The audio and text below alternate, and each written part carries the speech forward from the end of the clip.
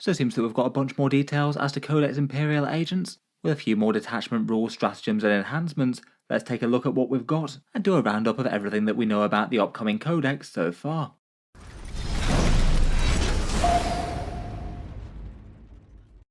Hello and welcome back to Auspex Tactics, where today we're talking about Imperial agents once more, where one of the things that I most wanted to know about from the upcoming Codex was what the new detachments do and how the army might fit together, and today Games Workshop teased us with a few more details.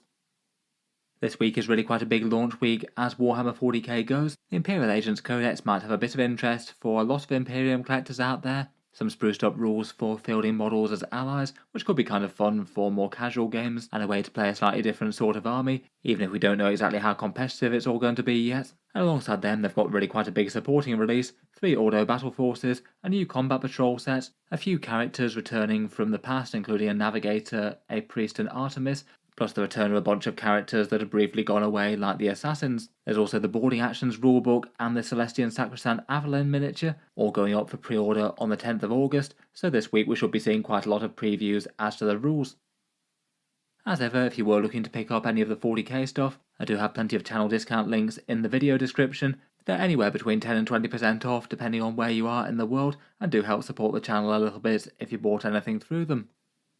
Games Workshop often tends to underproduce the 40k battle forces, though I don't know how big the demand is going to be for these slightly mishmash Ordo ones. Probably doesn't hurt to be there early if you do want to guarantee landing a copy of one of them. I'm definitely not sure whether they'll sell out or anything yet. In any case, here are the pre-order times for the different stores around the world, linked in the video description, going from Friday night to Saturday morning.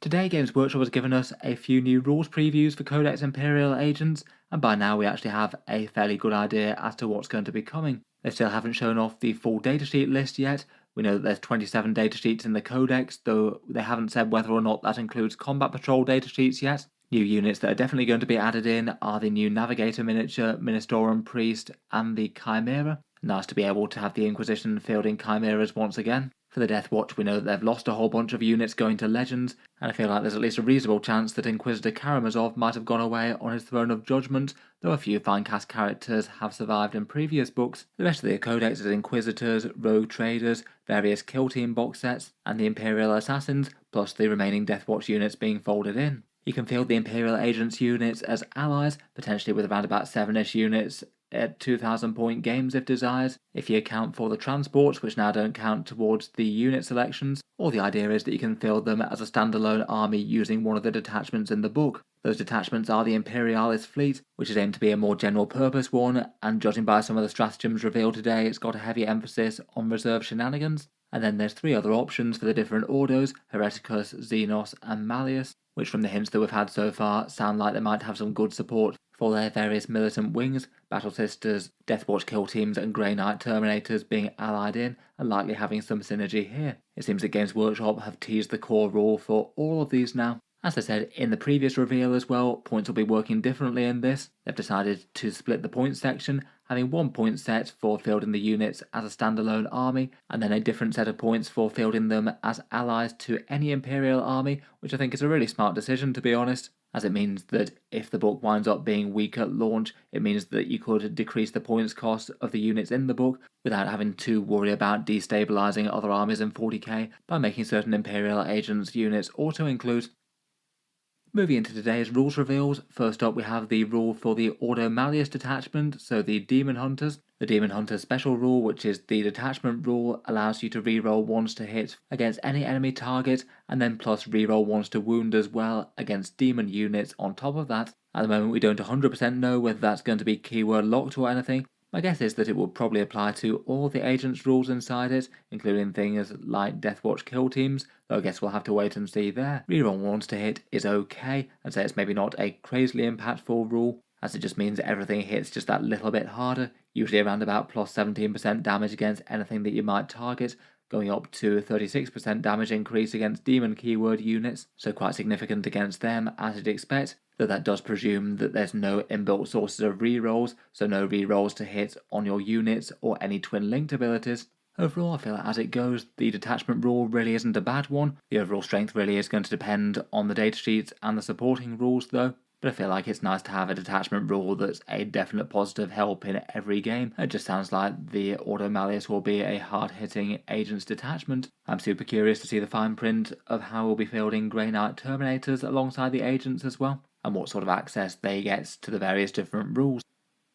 Next up, for the Ordo Hereticus detachment, their detachment rule is Purgation Force, and it grants ignores cover for weapons at range. It sounds like there's a good chance that there'll be a second part of the rule. Games Workshop said that weapons become especially powerful against hordes of Chaos troops. I guess that's referring to an as yet unrevealed part of the rule, though I guess it could just be doubling down on saying that ignores cover could be useful against them, though I'd guess the former. Having some sort of anti-chaos buff would kind of make sense though, I suppose. They are the ones that are aimed to root out the heretics. As it goes for detachment rule strength, ignores cover is handy enough in 10th edition, provided you've got some powerful weapons to apply it to. Cover saves are very easy to come by, and certain units can be very hard to take down, particularly things like Armor of Contempt plus cover. Though it does seem that unless there's some more subtlety and flame weapons get some sort of special bonus to this, it weirdly feels like flame weapons will actually be disincentivized more than helped. Flamers and things get ignore cover at base, so this detachment rule won't help them at all. For the Imperial Agents roster, there's a bunch of things that'll skirmish pretty well with lighter enemy infantry.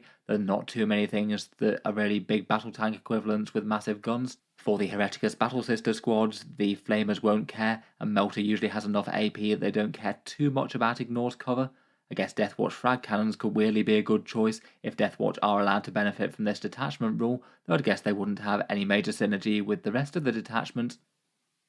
Finally, for the Ordo detachments, we've got the Ordo Xenos, and speaking of the Deathwatch, it looks like their core rule is going to retain the mission tactics that they had before from the Black Spear Task Force. It sounds like they're still going to be getting their 1 turn of sustained hits, 1 turn of lethal hits, and 1 turn of precision. I'd guess likely the precision bit's probably still going to be on 6s to hits. And again, it's going to be an interesting one to see whether or not that applies just to the Deathwatch kill team units, or whether it's going to be to the entire army. They did say in previous reveals that the Deathwatch keyword will be important to this detachment. We don't know whether or not the core rule is going to be limited. It could just be that a bunch of the stratagems are limited to Deathwatch only units, which would certainly make sense if they're copy-pasting their special issue ammunition stratagems or their teleport things. Compared with the previous Black Spear though, they'll be losing access to most of the combined kill teams that were some of their really heavy hitters. The Deathwatch just have their regular veteran kill team, Watchmaster Artemis and Corvus Blackstar, and that'll mean that the regular veteran kill team would have to do some seriously heavy lifting for the detachment, being the primary damage dealers and good enough to field in multiples. At least they do have some weapons with the profiles that can actually threaten tough things like tanks and vehicles, like those heavy thunderhammers. Otherwise though, the detachment that we know the most about is the Imperialis Fleet, which Games Workshop had already previewed their special rule, but today have also shown off a whole bunch of things, including enhancements and stratagems. The idea behind this one is it's going to focus primarily on the Imperial Navy type units, some of the enhancements and stratagems being locked to them, so that's to be the Road Trader Entourage, Voidsmen at Arms, Imperial Navy Breachers, and I'd guess the Navigators for that miniature that's coming back from Blackstone Fortress. Apparently this is aimed to be more general purpose for supporting a mixed Imperial Agents army compared with the rest though. In any case, their detachment rule is at all costs. At the start of your command phase, you pick one of these 2 advantages, and then all the agents of the Imperium units on the board get the bonuses. If you select one enemy unit, then you get +1 to hit against that unit, so a nice damage increase army-wide. Or alternatively, you can pick an objective for +1 leadership, +1 OC, and a 5+ invulnerable save if you're within range of it, so it basically makes your troops extra good at holding that. I'd guess usually that the +1 to hit against an enemy unit is going to be the go-to one here, and you just think about picking the objective control one instead if it directly leads to you flipping an objective when it comes to the scoring part of the command phase after the battle shock, or if it's near the end of the game and literally scoring points is the only important thing. Overall, it doesn't seem like an unhelpful supporting rule, but also doesn't feel huge, a bit focused to just one part of the battlefield. We do have some stratagem and enhancement previews for this one as well. For 1 command point, there's Violent Acquisition. This one's a damage boost stratagem, and a fairly good one at that. You can use it in your shooting phase or in the fight phase, and your unit gets sustained hits, lance, and ignores cover for all their weapons, provided you're attacking an enemy unit that's in range of an objective marker. Basically that's 2 buffs for either range or melee. Sustained hits 1 is always going to be useful, besides for the weapons that already have it. Lance for a +1 to wound when you charge is a pretty powerful melee buff, and ignores cover very handy at range as mentioned. Again, seems like this one could be a particularly strong one for Deathwatch, perhaps things like Heavy Thunderhammer Melee, and maybe could be good for things like the Grey Knight Terminators once they're charging in, potentially having both lethal hits from their datasheet and Lance keyword melee could be good. Never mind the sustained hits as well, presuming they do get the Agents of the Imperium keyword when they're allied in, which I'd guess they would. Seems like this is certainly one that you could use turn on turn if there do happen to be important enemy units you need to remove from objectives. The other one shown off so far is Masters of the Void. Agents of the Imperium can arrive from strategic reserves inside the enemy deployment zone this turn, presuming they're allowed to arrive normally, and you do have to have a Voidfarer's character unit still alive to be able to use this. I guess occasionally this could give you some important options, though it is only relevant on turn 2, so not going to be particularly general purpose over the game. Plus there might be better places to set up your units that aren't in the enemy deployment zone, or the enemy might just have screened out their deployment zone adequately early in the game, so there might not be any good spots to land things. I feel like it's a nice to have as an option, but in reality I do wonder how often it's going to come up, particularly seeing as you can get easy access to deep strike in this detachment, which gives you far superior reserve survival, and you can be deep striking into the enemy deployment zone that way anyway. Speaking of which, there's 2 more enhancements. These ones are locked to just Voidfarer's characters, so I'd guess that's the Rogue Trader or the Navigator. Fleet Master gives you 0 command point uses of stratagems, so Violent Acquisition, Masters of the Void, or Close Quarters Barrage, which we haven't seen yet. You get to use that once per battle round, and I feel like you need to have that as quite a cheap option to really justify it. And then there's Combat Landers. This one's the Deep Strike one and allows you to put 3 Voidfarers units into Deep Strike reserves from your army. I guess Voidsmen at Arms units could be quite interesting for that. Small squads to have popping up around the board to do secondary objectives and be annoying. Feels like they could be worth it if they're nice and cheap. Overall, I feel like the supporting rules seem interesting enough to start with. I think maybe the main question is whether or not it can make them dangerous enough to, say, go toe-to-toe with a whole enemy army of, say, Imperial Knights or Heavy Custodians armour. I think my biggest concern for the faction is whether or not they'll be able to take down Heavies, tanks and vehicles. Otherwise, to do a quick roundup of the rules that they've previewed otherwise, the Allied Agents rule is going to be a way that quite a lot of people use the book. This one's slightly expanded from how it was before. Currently in 40k you can take 2 retinue units and 2 character units to a 2000 point game, though the Allies rules are going to expand quite a lot with this book coming out. You can also add in a requisitioned unit, so that would be a Grey Knight Terminator or Battle Sister squad. Kind of interesting to have those as options to basically every army in the game, and given that Deathwatch kill teams have now become retinue units, it means that you can take 2 of those in any army should it make sense to. On top of that, you can also take any agent's dedicated transport units as well. So that means you could have an Inquisitorial Henchman Warband in a Chimera if you wanted. I feel like that could be interesting enough, given that the Chimera is genuinely really quite a good and efficient transport datasheet, perhaps surprisingly heavy firepower, and okay toughness for its cheap points. Finally, from Games Workshop's rules preview yesterday, we found out a bit more detail as to how Deathwatch will be used in the Codex, reduced just down to 4 datasheets.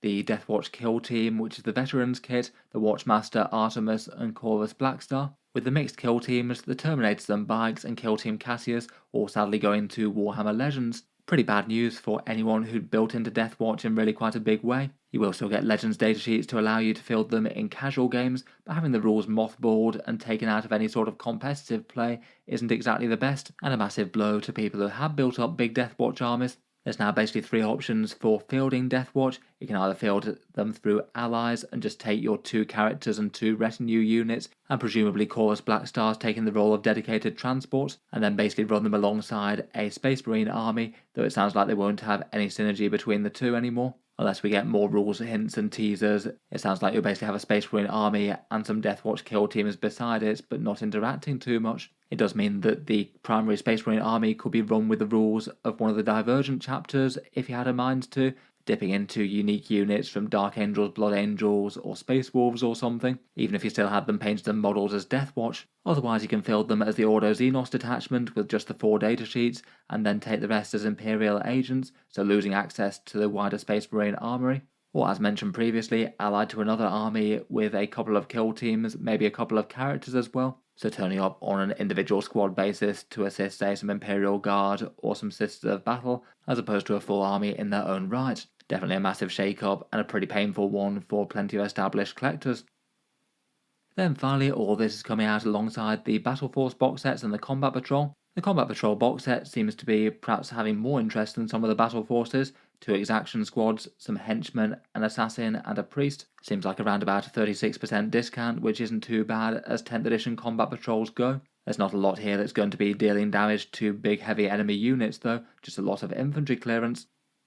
Then we've got the 3 battle forces, which will be £135 or $215. There's the Xenos one with Kyriadraxus, some henchmen, rogue traders, and a Deathwatch kill team in a Corvus Blackstar. The Hereticus one led by Greyfax with some Battle Sisters and an Immolator, some Exaction squads, and a Priest. Kind of interesting that you could field literally all of that within the same Adeptus Auroritas army if you wanted. And then finally an Ordo Malleus box set with new Inquisitor Cotias and his questionably updated model, alongside 2 Henchman Warbands, 1 Chimera, 5 Grey Knight Terminators, a Ministorum Priest with a Zealot's Vindictor, and a Collector's Assassin. This one looks like it's going to have a fair amount of points in the box and an okay discount, but is very character heavy, so sort of feels plastic light compared with some of the rest. In any case, all these things plus the books will be going up for pre-order from Friday to Saturday. Feel free to check out the links down in the video description once they go live if you wanted to save a bit of money on pre-orders and help support the channel at the same time. In any case, let me know what you think of the rules. Is the book going to be an interesting one or a flop? Do you think that Games Workshop will be able to make them work as their own standalone army or not? I'll certainly look forward to doing a full book review of the Agents Codex once it comes out, so feel free to subscribe or stay tuned if you'd like to see that, and I'll cover any leaks or other news over the course of the week. Finally, if you have been enjoying the videos on the channel, I would just like to mention that Auspex Tactics does have a Patreon page as well, and you can find that linked in the video description down below. Channel patrons do get a fair few advantages, seeing certain videos early, regular votes to see what sort of things come next on the channel, and automatic entry into the regular prize giveaways with a chance to win some big model kits each month. If any of that sounds good to you, or you'd just like to help support, the link is down in the video description. In any case, a massive thank you for listening, and I'll hope to see you guys next time.